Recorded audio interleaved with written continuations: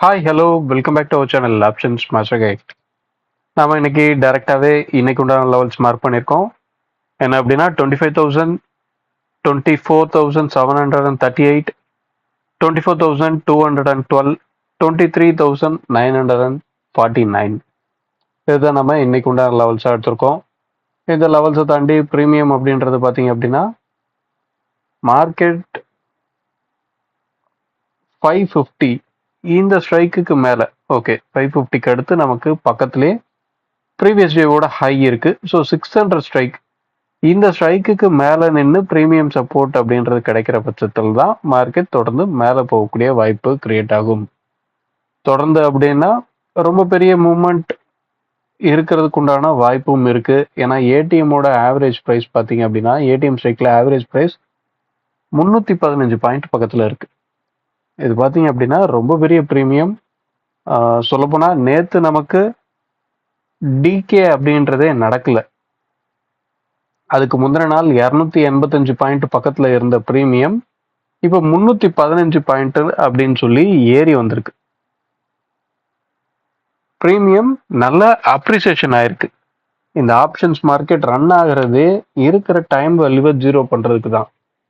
இந்த time value அப்படின்றது ஏடிஎம்மோட average price increase ஆகுது அப்படின்னாவே டைம் வேல்யூ டிகே ஆகலை அப்படின்றது தான் இங்கே காமிக்குது.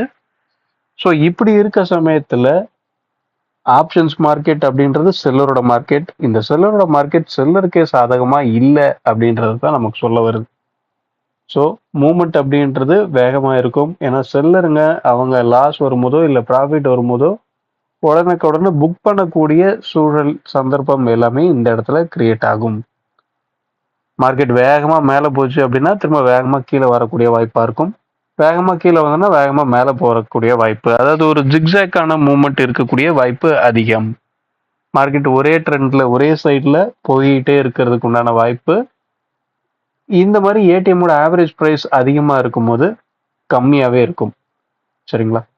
இப்போ தொடர்ந்து கீழே போகணும் அப்படின்னா மார்க்கெட் 350 அந்த ப்ரைஸுக்கு கீழே வரதே தொடர்ந்து கீழே போகக்கூடிய வாய்ப்பு அப்படின்றது கிரியேட் ஆகும். 350 தாண்டி நமக்கு 300 அப்படின்றது ப்ரீவியஸ் டே கூட லோவாக இருக்குது. ஆனால் இந்த 350க்கு கீழே இருக்கிறாங்க அப்படின்ற பட்சத்துலேயே 300 ஈஸியாகவே பிரேக் பண்ணிடுவாங்க. அடுத்த சப்போர்ட் நமக்கு 23,950 இந்த ரேஞ்சில் தான் இருக்குது. ஏன்னா நடக்குது அப்படின்றத பார்ப்போம்.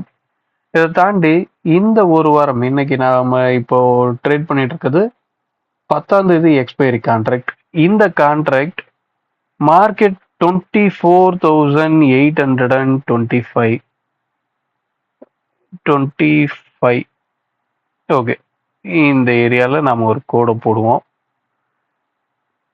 இந்த இடத்துக்கு 10ஆம் தேதி எக்ஸ்பைரி முடியறதுக்குள்ள நாம சொல்ற ஸ்ட்ரைக் 24,650 இந்த காலோட ஸ்ட்ரைக். மார்க்கெட் இந்த இடத்துக்கு வராம அந்த காலோட ஸ்ட்ரைக் 300 ரூபாயை ரீச் ஆச்சு அப்படின்னா என்ன நடக்குது அப்படின்றத வாட்ச் பண்ணுங்க. அதே நேரத்தில் இந்த இடத்துக்கு வந்ததுக்கு அப்புறம் அந்த பிரைஸ் 300 ரூபாயை ரீச் பண்ணல அப்படின்னா என்ன நடக்குது அப்படின்றத செக் பண்ணுங்க. நம்ம என்ன சொல்ல வரோம்னா எது முதல்ல நடக்குது, ஒன்று ஸ்பாட் முதல்ல வந்துடுறானா இல்லை ப்ரீமியம் முதல்ல வருதா, யார் முதல்ல வருந்தா அங்கே மார்க்கெட்டில் என்ன ரியாக்ஷன் நடக்குது, இதை அப்சர்வ் பண்ணுங்க. இந்த ஸ்ட்ரைக்குக்கு இந்த 300 ரூபா ப்ரீமியம் அப்படின்றது ரொம்பவே முக்கியமாக பார்க்கப்பட போகுது இந்த ஒரு வாரத்தில். சரிங்களா? இதை வாட்ச் பண்ணி பாருங்க. அதுக்கடுத்து பார்த்தீங்க அப்படின்னா நமக்கு சிந்தட்டிக் ஃபியூச்சர் அப்படின்றது பார்த்தீங்க அப்படின்னா 24,495 அந்த ரேஞ்சில் தான் க்ளோஸ் ஆயிருக்கு. ஸ்பாட் நமக்கு க்ளோஸ் ஆயிருக்க இடம் 24,480. இந்த ஸ்பாட்டுக்கும் சிந்தட்டிக் ஃபியூச்சருக்கும் இருக்கிற டிஃப்ரெண்ட் வெறும் 15 பாயிண்ட் தான் இருக்கு. ஆனால் ஏடிஎம் ஸ்ட்ரைக்கோட ஆவரேஜ் ப்ரைஸே பார்த்தீங்க அப்படின்னா 315 பாயிண்ட் இருக்கு. ஸோ இங்கே ப்ரீமியம் அதிகமாக இருக்கு, ஸ்பாட்டுக்கும் ஃபியூச்சருக்கும் உண்டான டிஃப்ரெண்ட் கம்மியாக இருக்கு. ஸோ இந்த இடத்துல என்னெல்லாம் நடக்குது அப்படின்றதெல்லாம் நீங்கள் தொடர்ந்து நோட் பண்ணிக்கிட்டே வாங்க. உங்களுக்கு கால் ஆப்ஷன், புட் ஆப்ஷன் இவங்க 2 பேருக்குள்ள இருக்கிற விலையை தாண்டி காலுக்கும் புட்டுக்கும் இருக்கிற டிஃபரன்ஸ் அப்படின்றது தான் சிந்தட்டிக் ஃபியூச்சர் எங்க இருக்கு அப்படின்றத முடிவு பண்ணும். ஒரு எக்ஸ்பைரி டே முடியும் போது இந்த சிந்தட்டிக் ஃபியூச்சரையும் ஸ்பாட்டையும் இவங்க 2 பேரையும் தான் மேட்ச் பண்ணுவாங்க, ஈவன் பண்ணுவாங்க. ஒரே இடத்துல எடுத்துட்டு வந்து ஸ்பாட்டை க்ளோஸ் பண்ணுவாங்க. இந்த லாஜிக் எல்லாம் புரிஞ்சுக்கோங்க, புரிஞ்சு ட்ரேட் பண்ணுங்க. இதை தெளிவா நீங்க அண்டர்ஸ்டாண்ட் பண்ணிக்கிற பட்சத்துல மார்க்கெட் எப்போ எப்படி ரியாக்ட் பண்ணும் அப்படின்றத உங்களால முன்னமே தீர்மானிக்க முடியும். மார்க்கெட் எக்ஸாக்டா முதல் நாள் எந்த இடத்துல க்ளோசிங் நமக்கு கிடைச்சதோ அதே இடத்துல இன்னைக்கும் க்ளோசிங் கிடைச்ச மாதிரி காமிக்குது. என்ன ஓகே, நமக்கு முந்தின நாளோட க்ளோஸ் 24,865 இருக்கு. சரி, ஓகே.